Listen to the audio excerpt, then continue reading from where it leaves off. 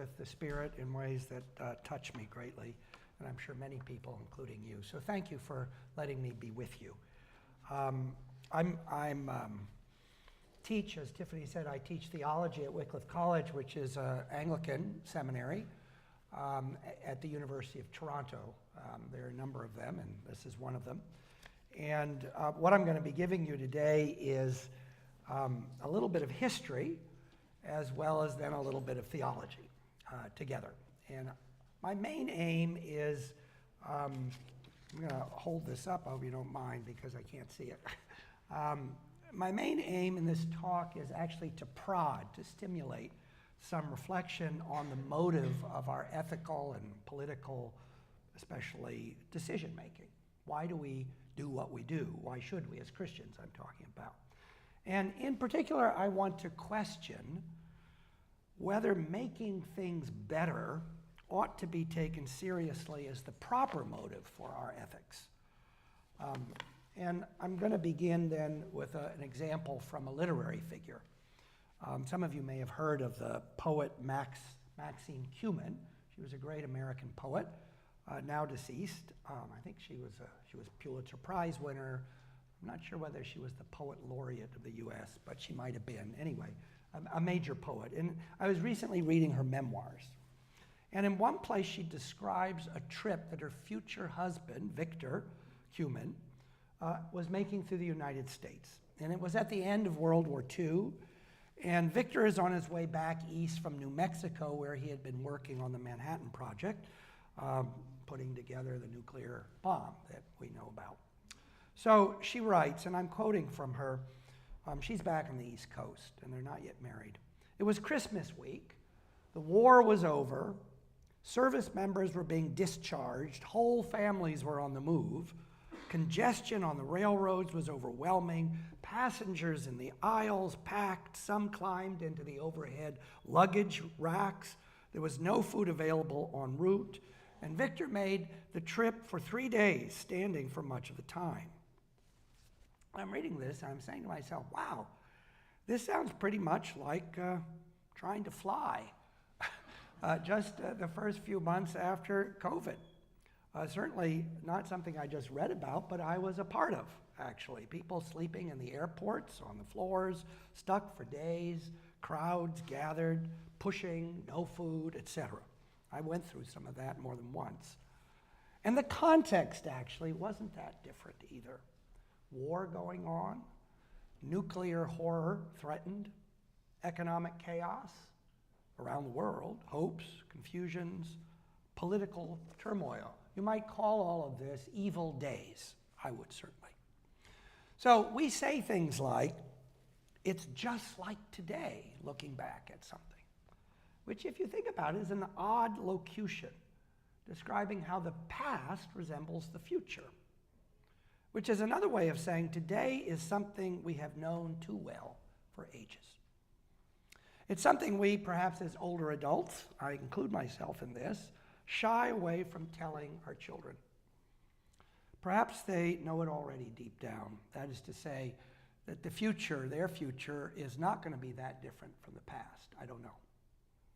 My own young adult children told me recently that the area of concern for their generation, it seems to swing, often wildly, between wanting and aiming for the welfare of everyone, but then more practically focusing on the smallest sphere imaginable, family, little friends group, and so on.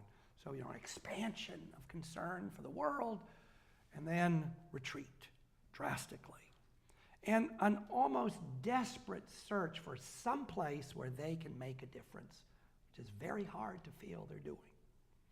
My children say that it's all simply exhausting to live in this sense of expansive hope and then having to pull it back. And in evil days, we might call them, what are our options? Now, there have been several main lines of response to the expectations about a future that unfolds in the shadow of present-day evil. Perhaps the most instantly or insistently offered direction in our era is given in the search for betterment, we might call it. for solutions to the evil of the days we are in. I'm going to point out that this has not always been the goal of politics or ethics, although that may seem odd to hear for people in our era. Whatever the case, though, betterment now seems to be the dominant direction in which we aim our purposes, whether we really believe in it or not. Promises in political campaigns are all about this, after all. I will do X. I will cut your taxes. I will get public transportation running again, and so on and so forth. It will all be better. Far more deeply, there's an assumption that human life itself ought to be aimed, properly speaking, at such betterment. Where the Hebrew prophets promised a world of universal peace that would come from the hand of God, by the 18th century, such a future was viewed as lying largely within the hands of our own human effort.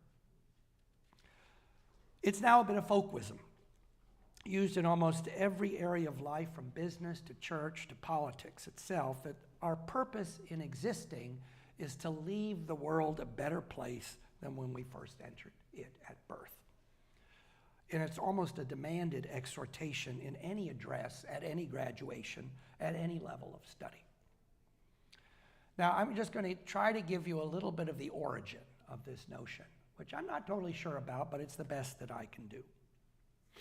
So here comes the history. In my limited analysis of the usage of this term betterment, or in its active imperative, bettering, it seems to be linked to notions of progress that were tied to early modern hopes in very specifically intellectual, even scientific research. The earliest usage I can find is in 1664 by the theologian Joseph Glanville. You may not have heard of him, you probably didn't, but he was actually quite a remarkable person in his day. And in an address to the Royal Society early on, Britain's chief scientific coterie, and he was outlining the helpful effects that the philosopher Descartes and his colleagues had provided natural philosophy. And Glanville writes this, or spoke this: "Methinks this age seems resolved to bequeath posterity something to remember it. And the glorious undertakers," by that he doesn't mean people at funeral homes, he means people who are doing things, "the glorious undertakers wherewith heaven hath blessed our days will leave the world better provided than when they found it." That was his claim. We're now in a scientific era where people are going to make the world better, scientifically speaking anyway. Glanville shared with his Royal Society contemporaries like Robert Boyle a general sense that the new empirical sciences, having overthrown the dogmatism of Aristotle and so on, were bringing unimagined discoveries to bear. He uses the example of, he likens science to a great America or Peru, which was going to open itself up to all untold and unexpected discoveries awaiting our intrepid exploration. That's 1664. Modern science was simply better on all counts than ancient science. And the judgment was already congruent with orthodox religious views about moral history. As Glanville's contemporary, the Anglican Bishop Simon Patrick, testified in his claim that the Son of God, quote, "would not have died for any less a reason than to make the world better and to render it obedient to its creator," unquote. The notion that we ourselves, like Jesus, should make the world a better place before we die through our religious moral practice seems to have spread very quickly in devotional literature.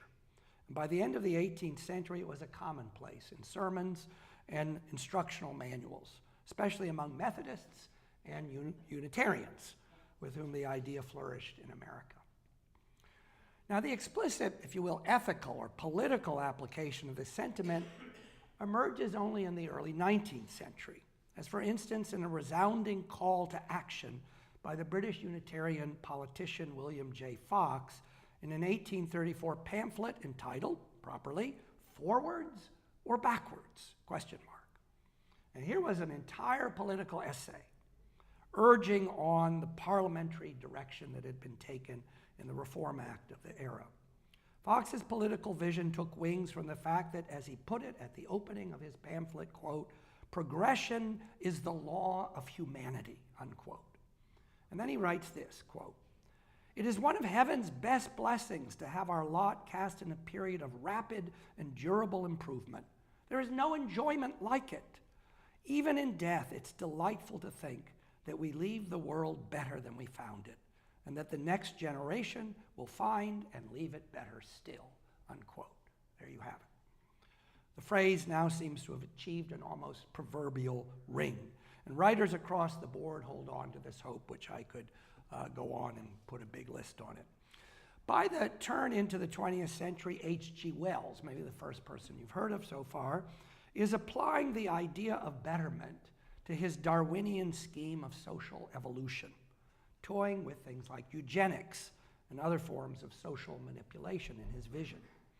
He opens his manifesto, published in 1903, called "Mankind in the Making," with the claim that, quote, "Every day is summed up to leave the world better than they found it, and it is from this most excellent expression that I would start," unquote. Bettering the world, as Wells puts it, ought to be every citizen's motivating desire in all that they do. Most of us are simply familiar, if not with H.G. Wells, with the words of the Scouts founder Robert Baden-Powell in his farewell address in 1941, quote, "Try and leave this world a little better than you found it. And when your turn comes to die, you can die happy and feeling that at any rate you have not wasted your time, but have done your best," unquote. And from this flow all the college valedictorian speeches to the present. Now, in all this meandering development of a fairly benign idea, who could argue that it's not a good thing to try to do, there is nonetheless little sense that there may be reasons things will get worse during your lives and not better, or that even the world as a whole might falter and careen out of order, which were very common views held by Christians since at least Jesus' time. When the Son of Man returns, will he find faith on earth, Jesus asks? Or will not rather, quote, "the love of God have grown cold," says Jesus. Of course, the insistence in our day that we must do this or that in particular, like Fox, always going forwards, is often driven, as I said, with a sense of desperation, such as my children feel. Journalists have been busy identifying what projects are in order for just such a last-ditch lurch into improvement in a very difficult time like our own, in order, for instance, to save the planet. I'll give you some examples. One well-known magazine has several, quote, big thinkers about this. What could we do to make the world better right now in this very difficult time? The world, quote, "would be a better place if everybody learned to think like scientists," said Richard Dawkins, the Oxford University evolutionary biologist. Another one, quote, "universal primary and secondary education." That's Wolfgang Lutz, a population expert, explaining that, quote, "new research shows that education generally leads to better health, better economic growth, and in the long run, better government," unquote. Here's another one from Margaret Atwood, a Nobel laureate in literature. Quote, "if we all refused to drink anything but organic shade-grown coffee, that choice would have a major positive effect on neotropical migrant songbirds, whose numbers are plummeting." And she went on to say how this is but one example of how, quote, "personal choices when multiplied are a powerful tool for change," unquote.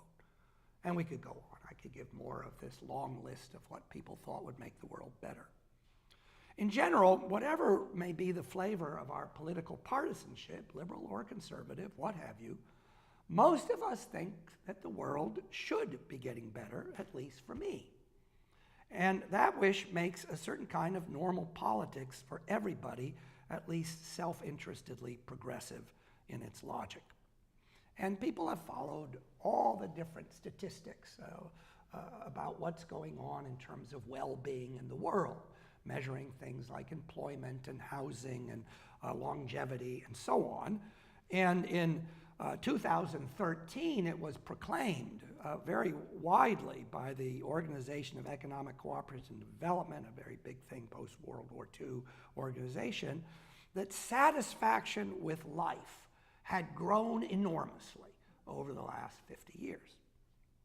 Now, these sorts of statistically rich overviews have led popular intellectuals like Steven Pinker, you may have heard of him, to write books like his best-selling volume, Enlightenment Now, The Case for Reason, Science, Humanism, and Progress. The measures themselves, of course, are driven by very particular presuppositions about what counts as better. Not only has the elimination of pain gained ascendancy over the past centuries as a prime moral imperative, philosophers like Charles Taylor have argued this, but every calculus we make publicly is utilitarian in a basic sense, trying to achieve something that will be useful. In addition, contemporary culture's self-description is as a force for accomplishing just this demand for betterment, whether or not this or that achievement has been won. And this self-description is the important feature of much of today's political life, by which rival utilitarianisms, if you will, can be sustained or extended. And in a way that leaves very little room, imaginatively, on the field, simply for learning how to live with quotidian catastrophe, let alone considering seriously such catastrophes' endemic nature. Most people found the prospect of living with COVID, as some governments finally admitted was the only option, extraordinarily deflating, and those sorts of claims were quickly brushed aside for public consumption.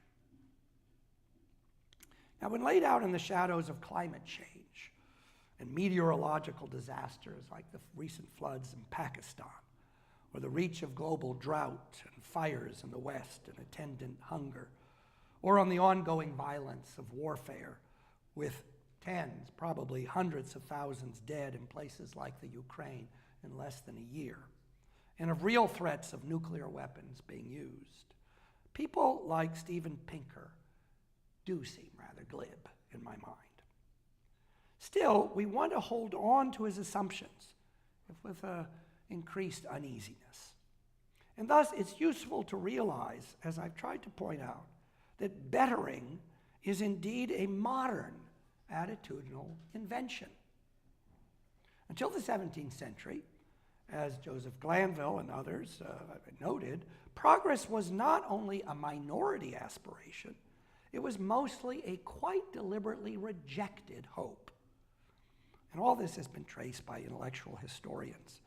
J.B. Bury's 1920 classic book called The Idea of Progress articulated the still current paradigm, I think it's true that is, that contrasts a pre-modern view of the world as one that is generally in decline, and a modern view that sees human history as more or less a succession of civilizational improvements in terms of knowledge, culture, perhaps even morals. So, according to this view, which again I think is correct, ancient Greek religion and ethics, with its stress on the dangers of human pride, had very little room for a sense of human progress. And even a self-congratulating Roman imperial outlook still faced the reality of its own brevity and the unrelenting changelessness of human misery, something that modern critics of Rome's vast culture of slavery now admit was always the case, even in the midst of the glories of Rome.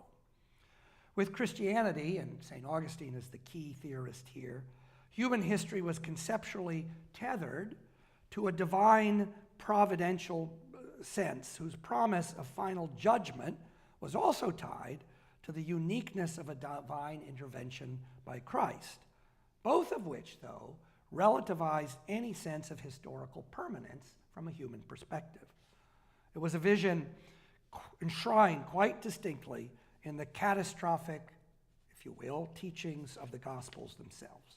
As I indicated, wars, rumors of wars, earthquakes, pestilence, famine, all things Jesus says, and also things that are listed repeatedly This was part of my lecture the other day in the Anglican Book of Common Prayer's Great Litany. If the world was soon to end, the world was also in its final era. It was aged, people thought, mostly enfeebled, and the term mundus senescens was used, meaning a world growing old or senile. That was the common view until the 17th century at least. If there's development in history, it is one of increasing confusion and calamity. And as I said, these kinds of views were dominant until the 17th century, including among reformers like Luther or Calvin. Now, I offer all this history only to destabilize our standard intellectual assumptions of betterment and its moral corollary, the imperative to ordering our lives to bettering. It has never been obvious to most people until relatively recently. I cannot here argue for this or that view because, after all, it's the history of the world that's going to be the judge of any claim in this regard. But let me just sketch what has in fact been the moral alternative to bettering within the Christian tradition and experience. And here I'll move to a little theology. What that is one meant to do in a world where things do not get better. First of all, one must ask what Christians thought framed this non-progressive experiential universe in which they lived for so long. It's very easy to claim, and too easy, that this Augustinian vision of original sin simply determined an anti-progressivist vision. Original sin caught on as a doctrine, as it were, and probably only in a basic way, not because it was imposed on normal people by lugubrious church leaders bent on maintaining the grip of obedience somehow. But original sin as a doctrine caught on because it fit most human experience. People killing, people dying, people with frustrated lives. As I cannot tire in emphasizing, it is only in the last 100 years that so many of us enjoy a lifespan of around 80 years. Only in the last 100 years. Ordered by increasingly effective medical intervention and protected by nutritional and domestic resources. The average lifespan for Canadians, which is the clearest example, in the year 1900 was 40 years. And that corresponded to the average lifespan of most human beings until around 1900 and into the 20th century. The average lifespan, furthermore, included many longer lives, obviously, but also many shorter ones. That is, those who lived longer also had lives that were colored by a lot of death, lost children, spouses, siblings, neighbors, all over the place, all the time. I will not dwell on this reality or its details, but I'll simply say that a failure to take this seriously is delusionary with respect to human experience. The average lifespans have decreased by 2 years in the United States over the last 2.5 years. I'm not sure most people are aware of that. In Russia and the Ukraine, the average lifespan has declined, get this, by over 10 years, it seems, more recently. For as I said, human experience has always been one of limits. So this is what I want to get to with this theological point. Sometimes brutal limits, but always immovably imposed limits. A form of existential coercion, you could say, on the deepest level. Whatever gains one might make in this or that era, in this or that place, within this or that ambit of relations, in terms of wealth or environment, was always minor and short-termed. And this reality is embedded at the core of biblical and hence Christian self-understanding and faith. We know the words from the psalm, our lives are but a breath or a shadow that simply disappear. Or in Ecclesiastes, like the beasts, we all perish. There are two basic elements which then inform the specifically religious aspects in the face of such a limit. The first is the primary creational understanding of experienced reality. God is our creator and the creator of all things, and we are creatures. Now note that may seem obvious, but I'm not sure it's actually central any longer, even within Christian churches.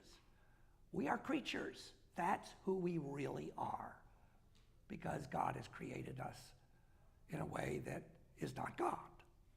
And second, the shape of our lives as creatures is thus expressed in terms of divine ordering. That is, divine purpose, law, and consummation. It's not expressed in terms of what we do with our lives, human fabrication. Taking these together, this means that our lives, the life of a human creature, is not our own, and it's constituted thus by God's creative invention. Or to put it another way, the significance of our lives lies with God, not with ourselves. Not only can we not make ourselves, what we count as good in human terms is fundamentally transitory and in itself always vulnerable.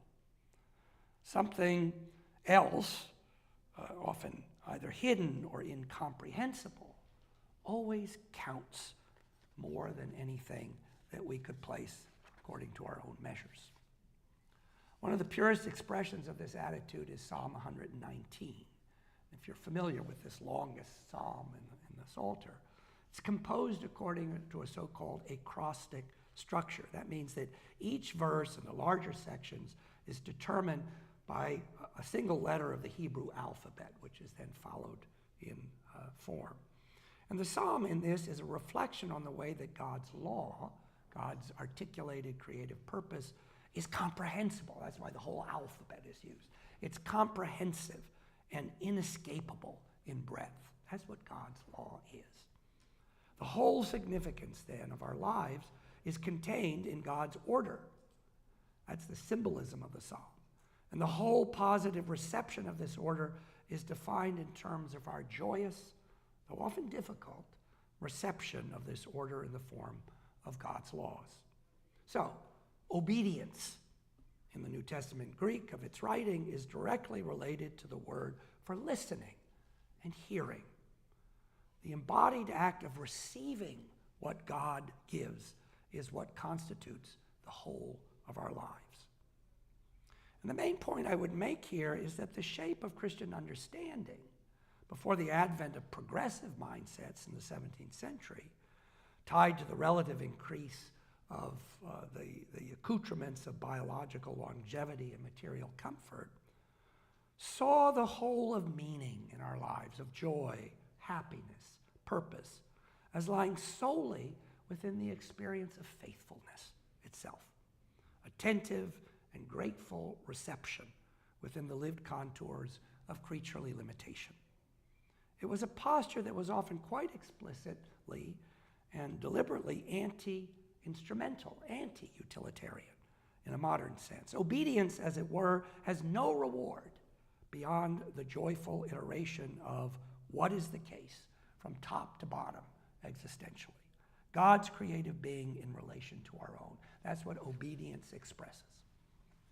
Now, obviously, both Jewish and then Christian faith in this regard was not devoid of instrumentalist vocabulary. If you do X, Y will happen, and so on. But this kind of instrumentalism had little to do with the utilitarian calculus of our world of betterment, largely because it saw the disposition of biological and material goods as irrelevant to the rewards that it was talking about. Whoever loses his life will gain it, says Jesus. Realize what a contradiction that is to everything that our culture frames about what we ought to be doing. Or in Luther's famous hymn in its English version, let goods and kindreds go, this mortal life also, in the face of God's exclusive life-giving power in Christ.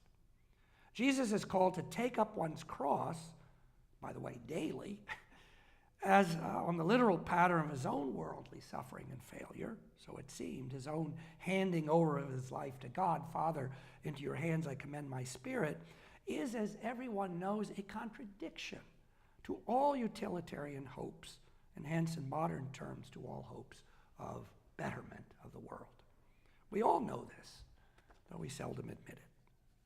So I will stick with the image of obedience here as the key moral framework for Christianity's pre-modern response to a meaningful life within a world that is not improving. This is not, that is to say, an amoral world.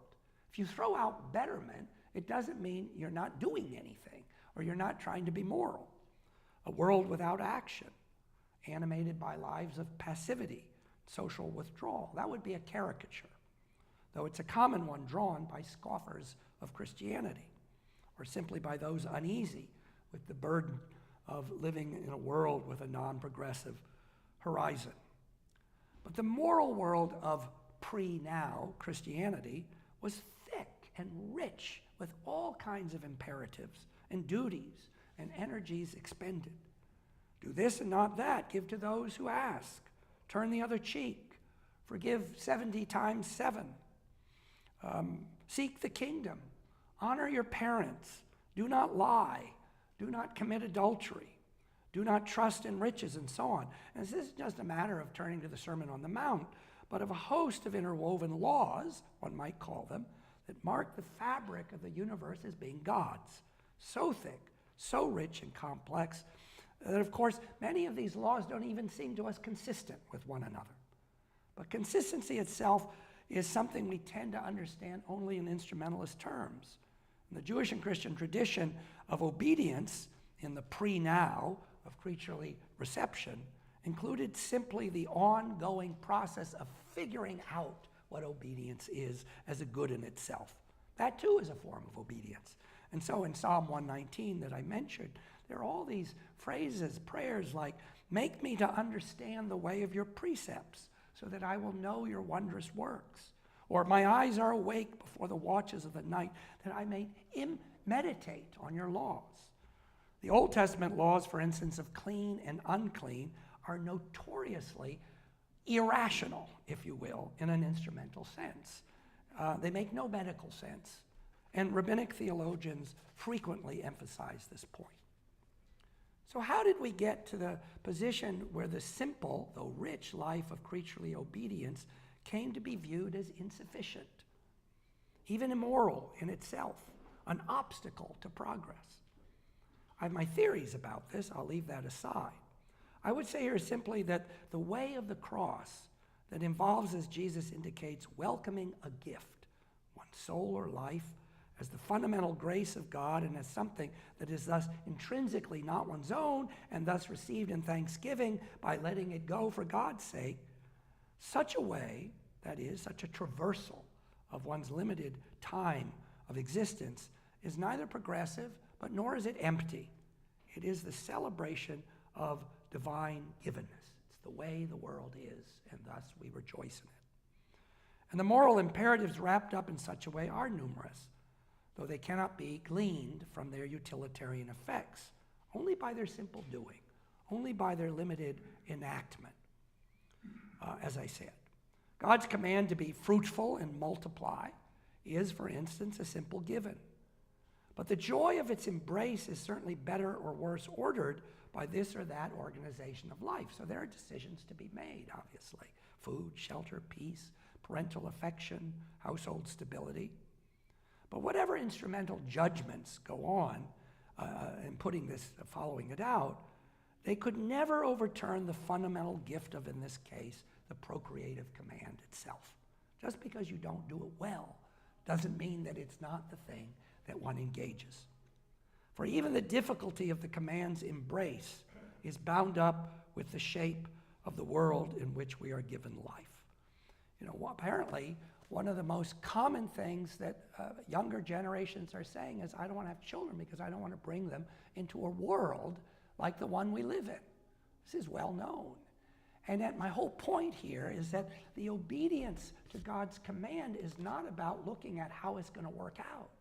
It's about receiving what God has given. A world just like this, whatever it is. I will end here. One of the oddities of Maxine Kumin's discussion of that moment that I began with at the end of World War II, of her fiance's harried and really harrowing duties on the Manhattan Project in the context of this frenzied work, and the symbolic, as it were, confusions of travel in this period. One of the oddities of all this is that she describes this in her memoirs as a time of courtship, of falling in love, of the beginning of what would be, in fact, a long marriage, the one that ends in frailty and death. This existentially heightened scene, no different in many ways from our own, this scene, as she describes it and wants to, absolutely glows with the gift of her coming to adulthood, of flowering affection, of the excitement of discovering her life with her future husband, Victor.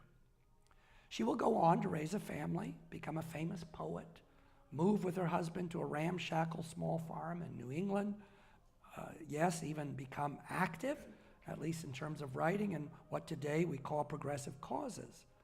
But the actual force of Cumin's poetry, I would argue, lies in presenting the light that shines in the limited moments of our lives, of a life, her life.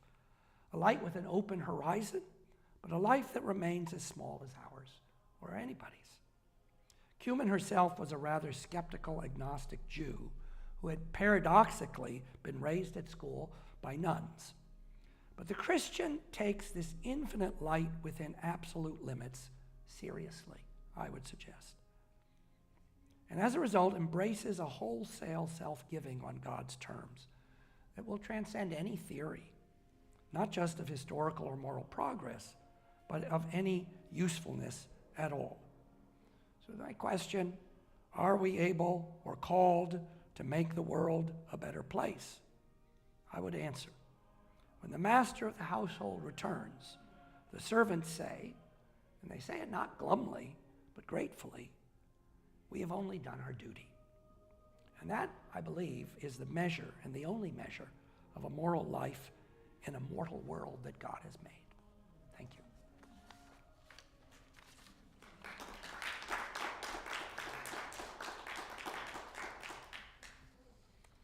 So I don't know, is there time for questions or comments or what have you?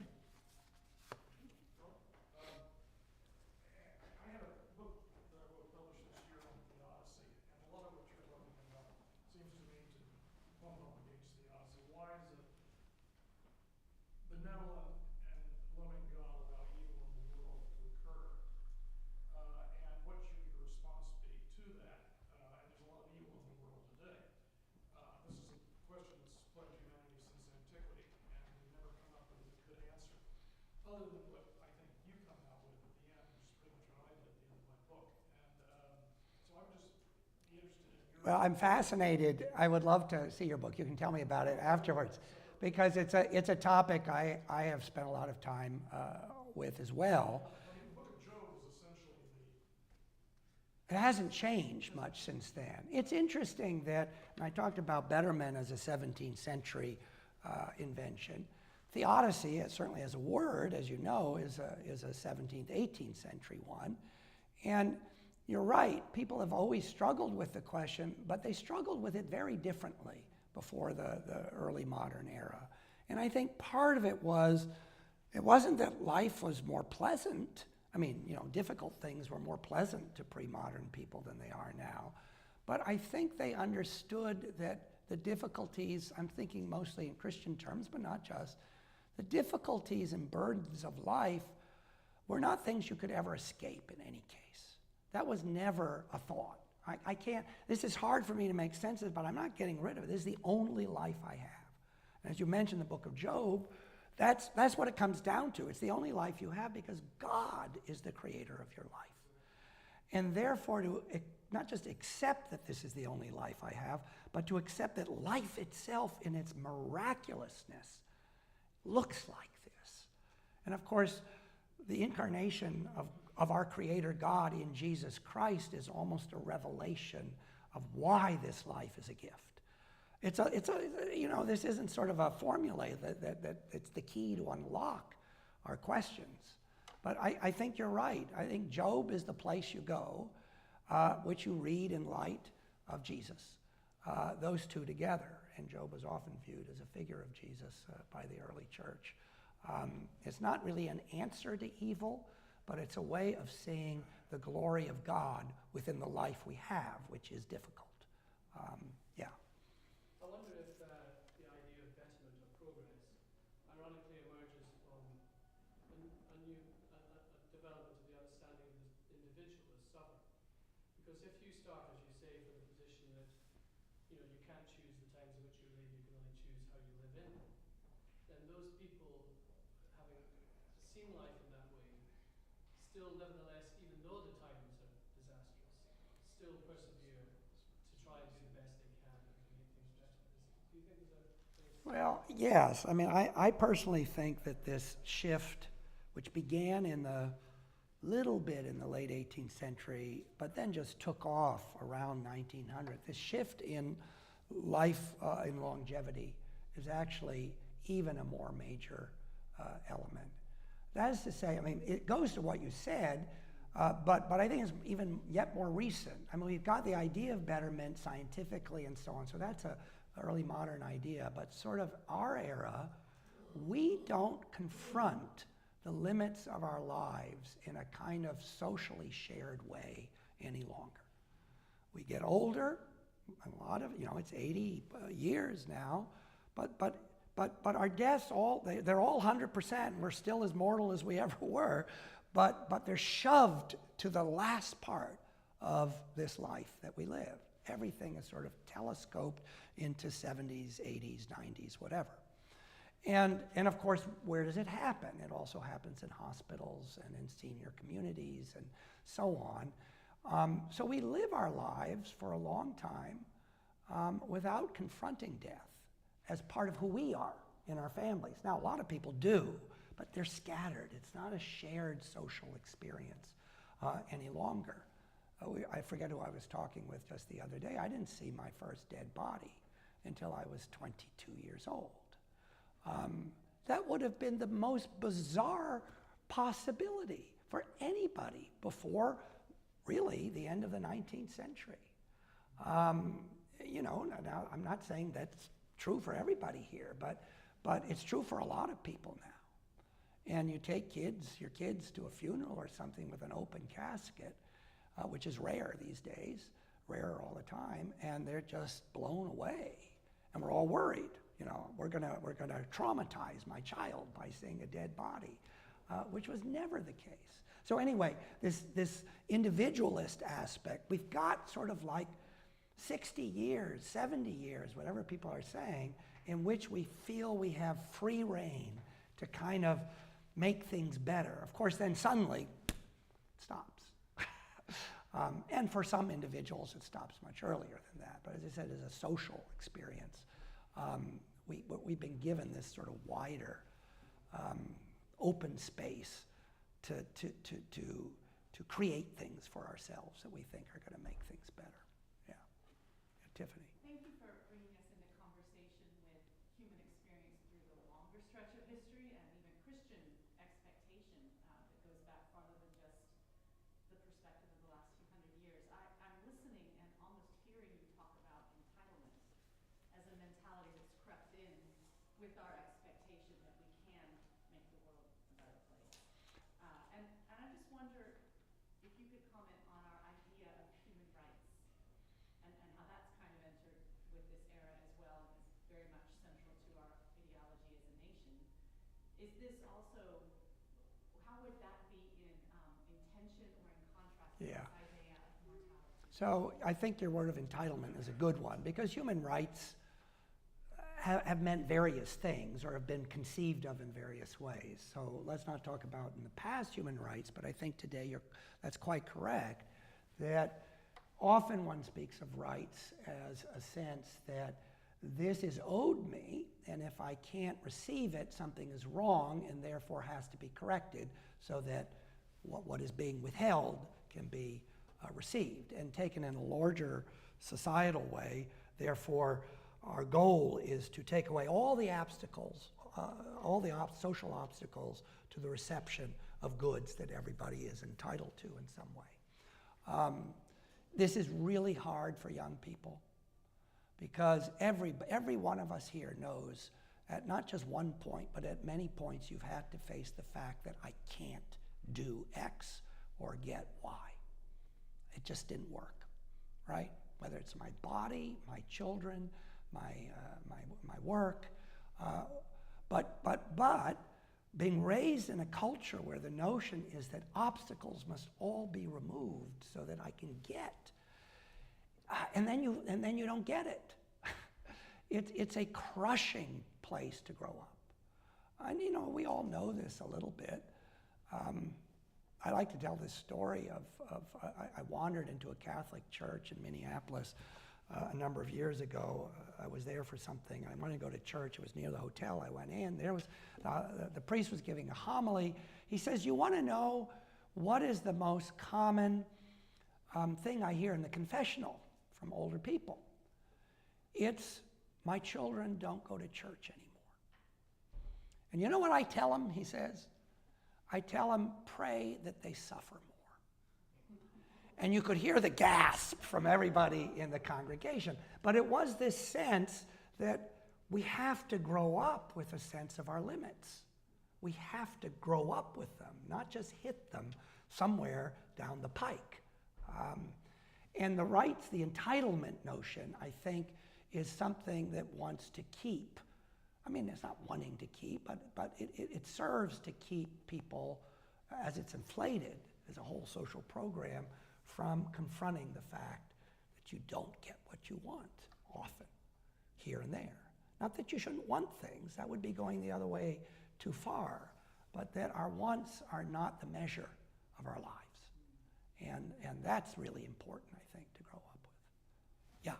I found myself working hard to parse material from spiritual during the entire length of your presentation. We are headed toward a world where I have a right to a cell phone. 10 years ago, people had a right to a computer and internet access, etc. Meanwhile, the Amish are doing just fine. So the question that really comes to my mind is, your presentation is forward-looking and chronologically linear. It's the future. It may not be our children, it may be our children's children. Okay, so can you achieve betterment for actions or events that occurred in the past by what we do today? Give me sort of an example, a question, a possibility. Okay, I'll ask the key question again. By what we do today, Yeah. can we better things, events, circumstances that happened 100, 200 years ago? And the key word here is reparations. Oh, okay. I see what you're saying. As an example, anyway. That's obviously a tough question politically, amongst other things. I think, scripturally speaking, there are a number of things that don't all mesh. As I said, the laws of God are not really, they're so rich that we have a hard time making them consistent. One is that we're responsible for the past. The scriptures do tell us this. The sins of the fathers will be visited upon the sons and the children for generations. The other is that no longer shall the parents eat sour grapes and the children's teeth be set on edge. Each person will be judged according only to what they do. So that's one place where these things all come up. I think another place is the communion of saints. That is to say that we are bound to the dead. I do believe that. I'm not sure how, but we're bound to the dead in Christ. And there's a lot of talk about that. And to that degree, we hear the past as the present. So time is an interesting question.